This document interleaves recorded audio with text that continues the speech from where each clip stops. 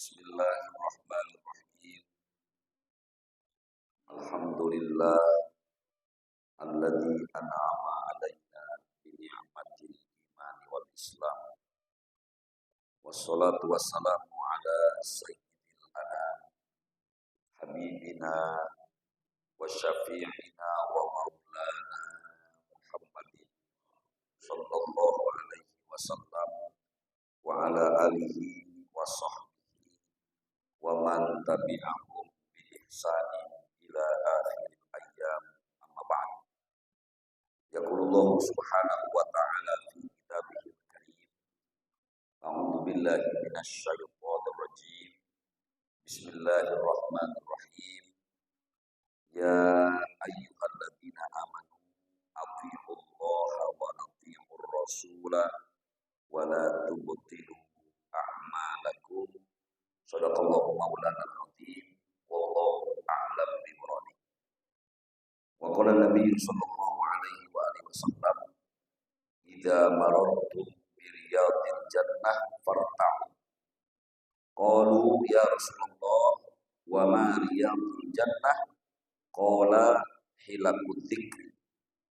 Qala apa ad-dzikri huwa majalisul halali wal haram, atau kama qala Nabi sallallahu alaihi wa alihi wasallam. Para asatidz yang saya hormati, wabil khusus pengurus DKM Masjid Jami Al-Furqan, bapak-bapak dan saudara-saudara hadirin jamaah majelis ilmu yang dimuliakan Allah Subhanahu wa taala. Puji teriring syukur mari bersama kita panjatkan hanya kehadiran Allah Subhanahu wa taala. Yang alhamdulillah atas rahmat dan hidayahnya di kesempatan malam hari ini kembali kita dapat hadir dan duduk dalam satu majelis ilmu yang mulia. Mudah-mudahan hadirnya kita menjadi sabab wasilah Allah Subhanahu wa taala turunkan rahmat dan keberkahan untuk kita semua. Amin ya rabbal alamin. Shalawat dan salam kita mohonkan kepada Allah Subhanahu wa taala semoga senantiasa tercurah kemaharibaan junjungan Nabi besar kita Muhammad sallallahu alaihi wasallam kepada keluarga, kepada para sahabat dan kita umatnya yang insyaallah istiqomah sampai hari kiamat. Mengawali majelis yang mulia ini, mari bersama kita baca satu kitab.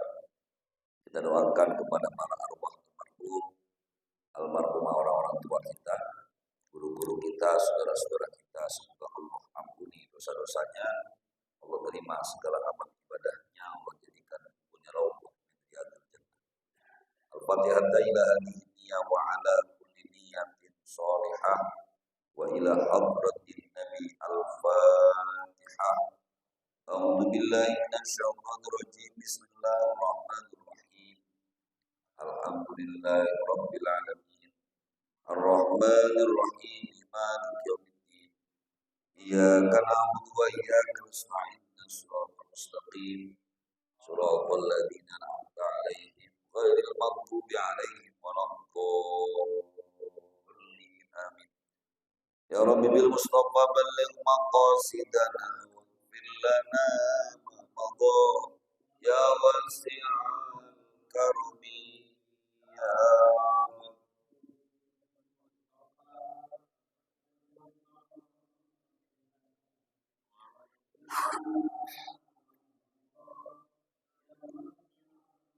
wal habibul ladzi turja syafa'atuhu li kulli awlin minal aqwali muqta'i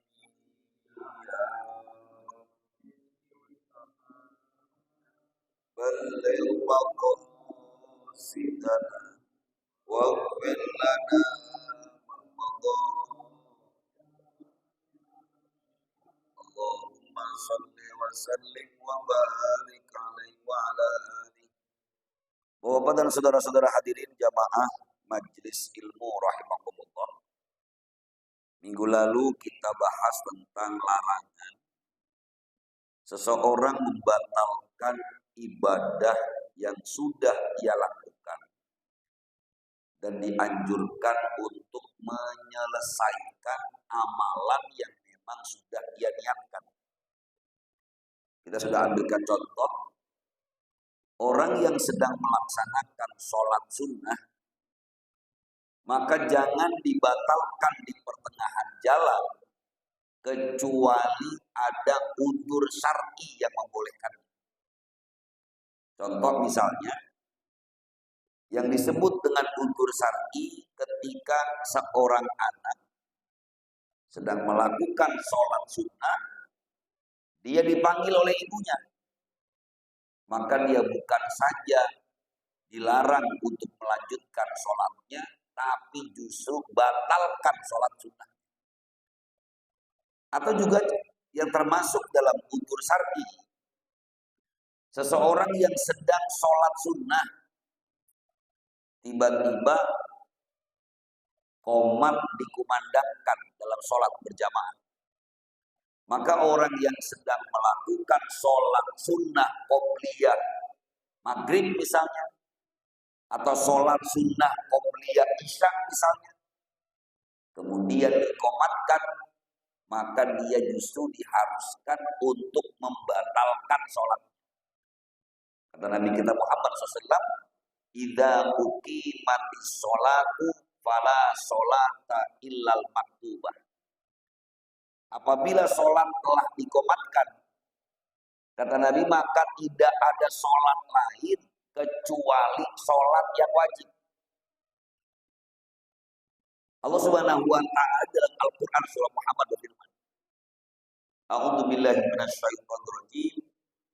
Bismillahirrahmanirrahim. Ya ayyuhalladzina amanu athi'ullaha wa athi'ur rasul wa la tubtilu a'malakum. Ini dalilnya. Hai orang-orang yang beriman, taatlah kalian kepada Allah, taatlah kalian kepada Rasulullah, wala tubtilu a'malakum, dan janganlah engkau rusak amalmu.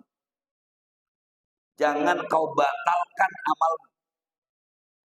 Saya sudah jelaskan bahwa makna wala tubtilu a'malakum bisa jadi membatalkan secara zahir. Tadi contohnya, lagi sholat sunnah, jangan dibatalin. Lagi puasa sunnah, kalau memang tidak ada udzur, jangan dibatalkan. Apalagi puasa wajib. Puasa wajib malah kalau tidak ada udzur, tahu-tahu kita jebol puasanya, dosa. Malah kata Nabi, kalau ada orang gak puasa sehari tanpa rukhsah, ditanya, kenapa kamu gak puasa? Lapar banget guru. Iyalah, lapar. Maka orang yang membatalkan tanpa udzur, kata Nabi, satu hari yang ia tinggalkan diqadha selama 1 tahun, gak akan ada artinya. Ini mana wala tubtilu a'malakum. Yang pertama, dilarang membatalkan amalanmu kalau memang kamu sudah meniatkan. Nah, hadirin rahimakumullah, para ulama juga menjelaskan bahwa larangan membatalkan amal, merusak amal, ini berkaitan dengan rusaknya pahala. Bahkan saya baca dalam firman Allah Subhanahu wa taala di surah Al-Baqarah ayat 263. Kalau tidak salah, Bismillahirrahmanirrahim. Ya ayyuhalladzina amanu la tubtilu shadaqatikum bil manni wal adha. Hai orang-orang yang beriman, janganlah kau rusak sedekahmu bil manni wal adha, dengan disebut-sebut dan menyakiti orang yang menerima infak. Maka saya baca dalam kitab Kifayatul Akhyar disebutkan, wa man tasaddaqa, siapa orang yang bersedekah kepada orang lain, wa yahrumul mannu biha, hukumnya haram sedekah itu diungkit-ungkit lagi, Pak.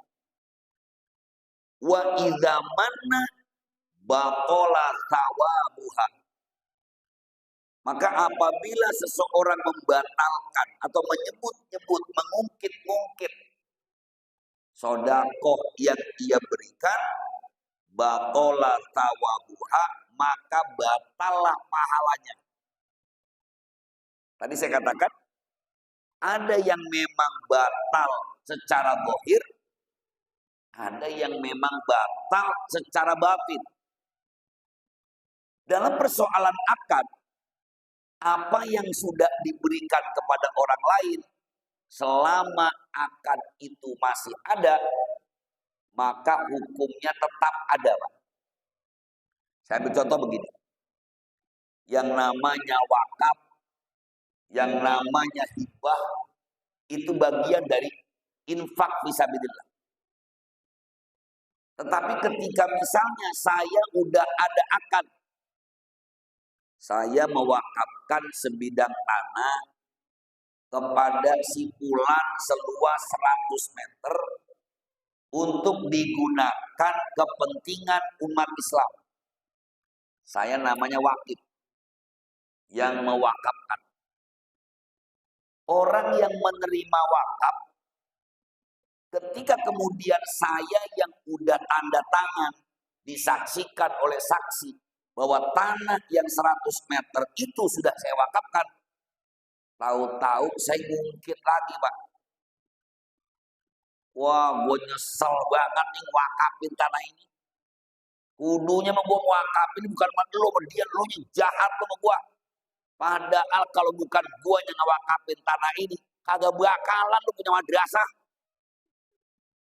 Kata ulama, wa iza manna batola sawabuha. Kalau ternyata wakaf tadi yang diungkit-ungkit lagi, pahalanya batal. Tapi akadnya nggak bisa.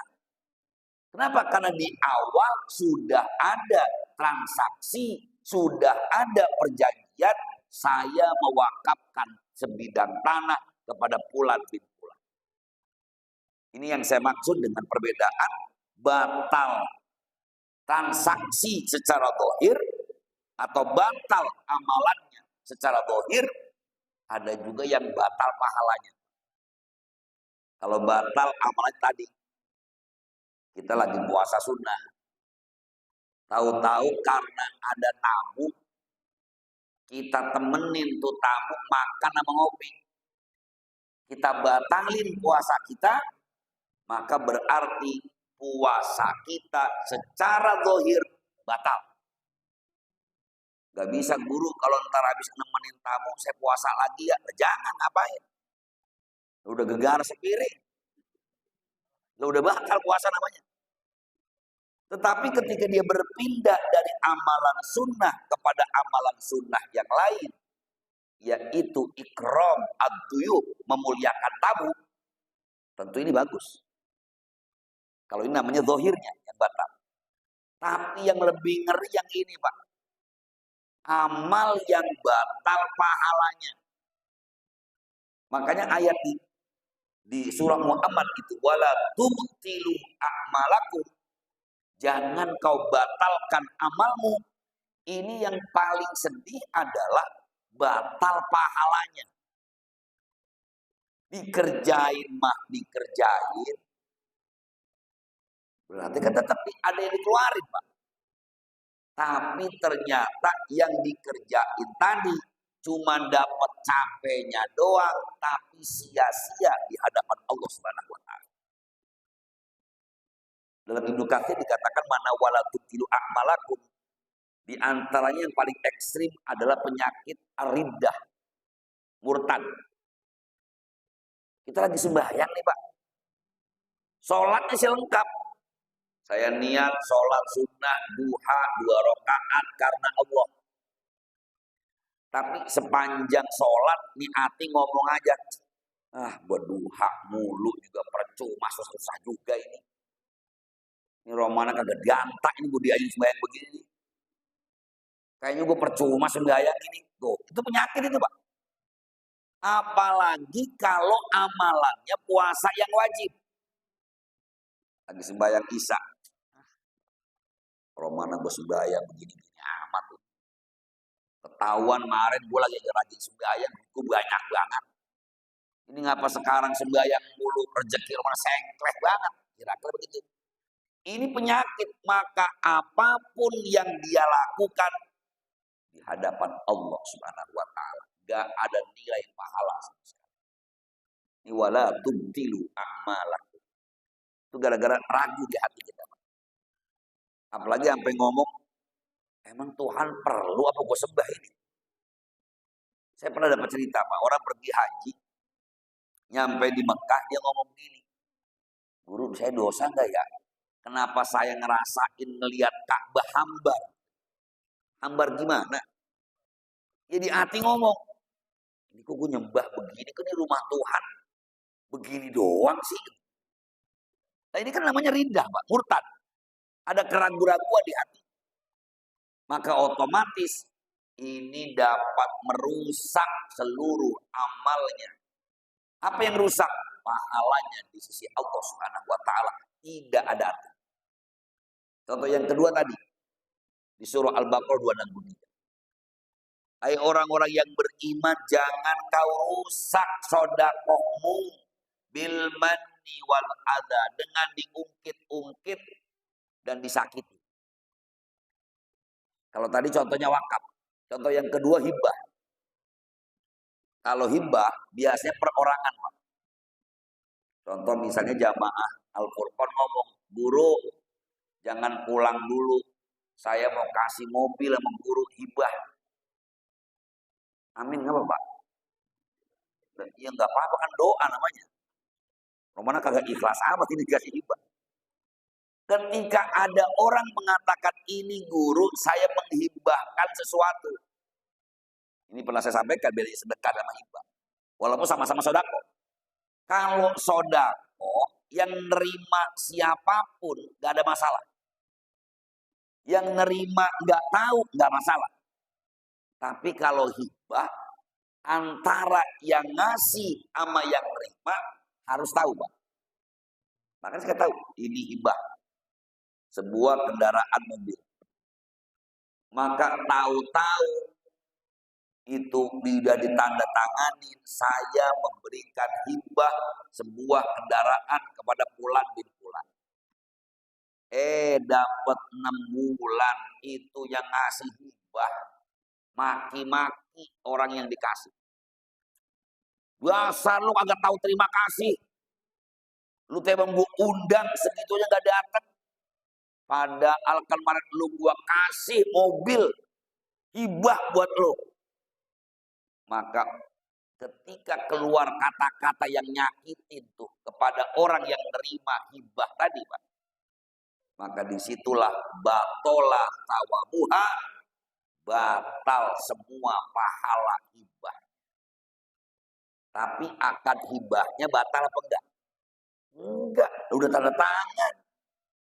Salahnya udah dihibahi.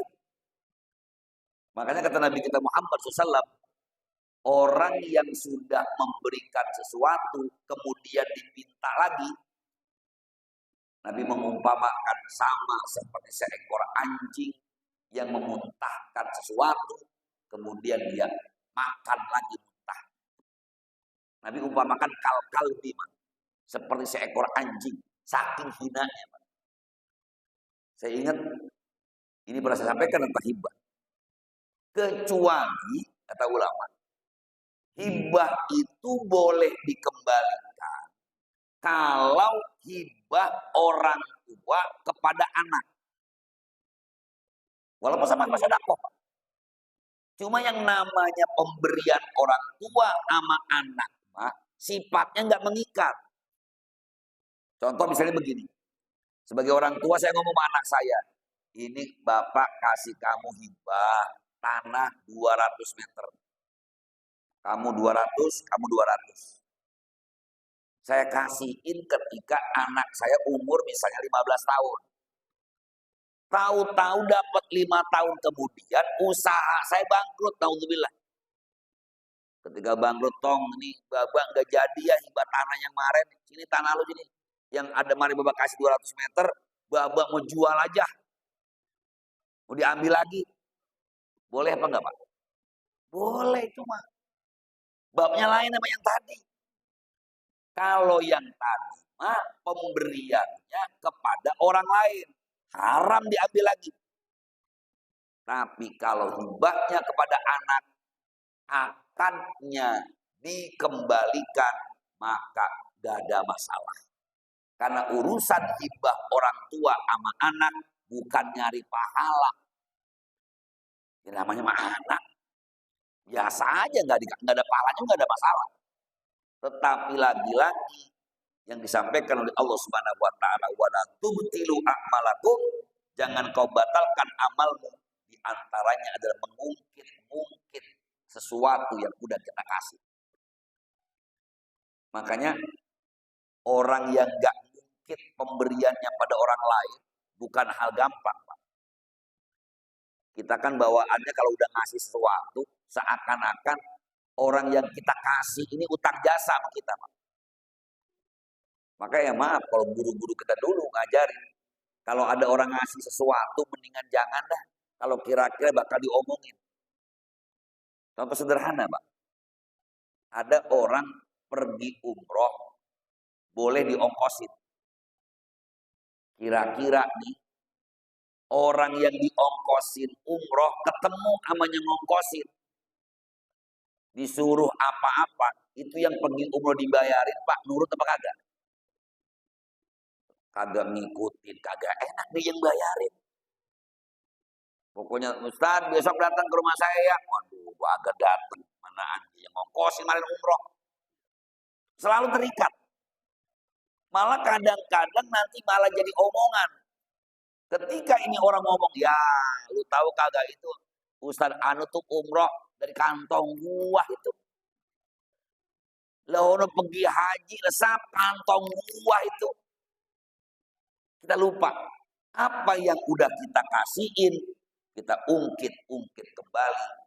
Batola tawabuha, pahalanya bubar, kagak ada apa-apanya. Bahkan disebut oleh Allah Subhanahu wa taala, kalladzi yunfiqu malahu ria'an nas. Orang yang berinfak, orang yang sedekah, tapi disebut-sebut lagi itu sedekahnya. Sama seperti orang yang berinfak ria'an nas, pengen dilihat orang.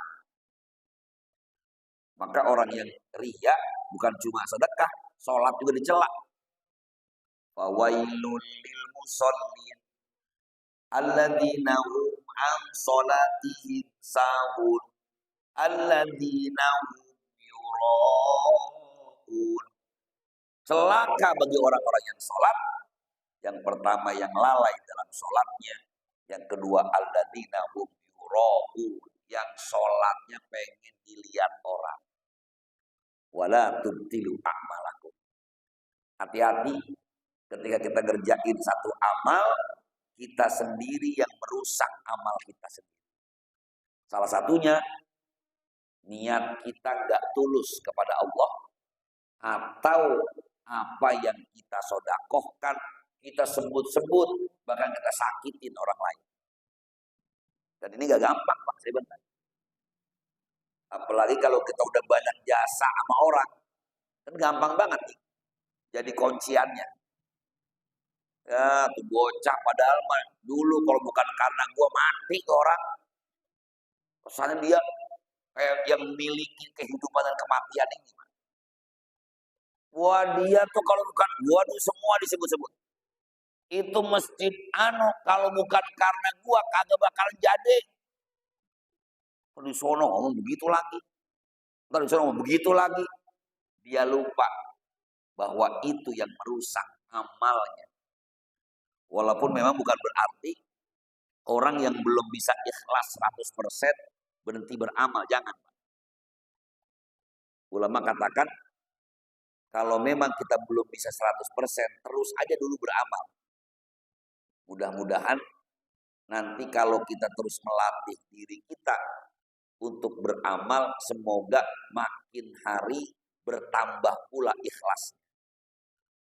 Karena kan ukuran ikhlas susah, Pak.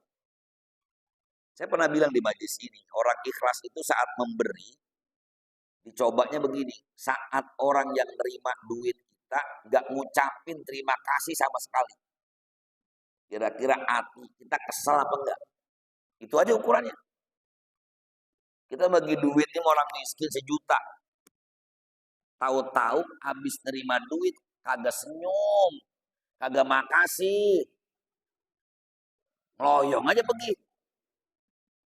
Kalau hati kita masih ada kesel, berarti ikhlas kita belum 100%. Kan susah, Pak. Nggak ada setan buat orang miskin. Udah gue bagi. Loyong aja. Kalau kata guru saya katanya, belajar ikhlas itu sama kayak kita buang air di kali, Pak. Pernah buang air di kali? Iya, BAB di kali pernah. Kalau belum pernah di sini ke Jonggol, sono main. Kita kalau buang air besar di kali, emang dipikirin itu kotoran kita lari kemana? Itu ikhlas namanya. Waduh, mau kemana kek? Nah itu kira-kira. Ini mudah-mudahan sebagai penutup kajian saya minggu lalu, bagaimana wala tubtilu a'malakum, jangan kau batalkan amal, baik dibatalkan secara zahir ataupun dibatalkan pahalanya. Kalau dibatalkan secara zahir aja udah dilarang, apalagi kalau kita membatalkan pahalanya. Mana udah dikerjain, capeknya juga, duitnya keluar juga. Nah, ya udah dikasih orang, diwakafin, tahu-tahu pahalanya jadi batal. Betapa ruginya kita. Maka mudah-mudahan ini bisa menjadi iktibar dan nasihat bagi kita. Mudah-mudahan kita terus bisa meningkatkan kualitas keikhlasan kita kepada Allah Subhanahu wa taala. Bapak-bapak dan saudara-saudara hadirin jamaah majelis ilmu yang dimuliakan Allah Subhanahu wa taala. Demikianlah apa yang dapat saya sampaikan. Semoga kajian singkat malam hari ini ada manfaatnya, dan saya mohon maaf jika ada kekurangan dan kekeliruan. Dan saya ingatkan bahwa kita ketemu lagi ngaji tahun depan ya, 2024. Apa yang terjadi biasa di kampung kita menghadapi tahun baru, tentu umat Islam dihimbau untuk biasa saja. Gak usah berlebih-lebihan, gak usah menganggap ini hari yang istimewa. Karena lagi-lagi pergantian tahun adalah sebuah siklus yang biasa. Allah sampaikan watilkal ayyam nudawiluha bainan nas. Hari-hari berganti biasa saja. Jadi adanya Januari, hari tahun 2024, sebuah siklus waktu yang memang pasti kita temui. Karena itu yang terbaik adalah bagaimana kita mempersiapkan di tahun yang akan datang menjadi tahun yang lebih baik daripada tahun kemarin. Mudah-mudahan Allah ampuni dosa-dosa kita, dan insya Allah Allah panjangkan umur kita dalam ketaatan kepada Allah Subhanahu wa taala. Dan jangan lupa insya Allah nanti hari Ahad subuh kita akan munajat dan porsi ramah taklim bersama di sini. Semoga Allah Subhanahu wa taala senantiasa anugerahkan kesehatan kepada kita semua. Amin ya rabbal alamin. Akhirnya mari bersama dan taklimkan majelis ilmu yang mulia dengan bersama dengan doa.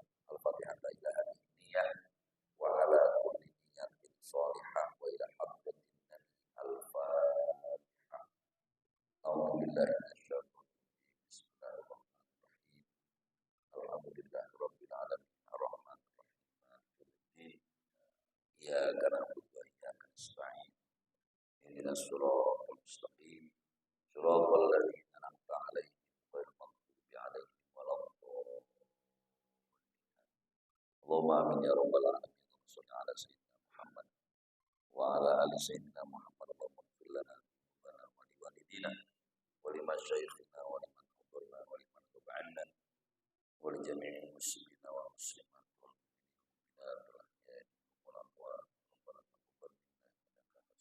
Alim wa tub alaina innaka antal rahim. Rabbana atina fid dunya hasanah wa fil akhirati hasanah wa qina adzabannar. Ta'awuzu subhanallahumma wa tahiyyatuhu assalam wa akhiru da'wahu alhamdulillahi rabbil alamin. Subhanallah wa bihamdika asyhadu an la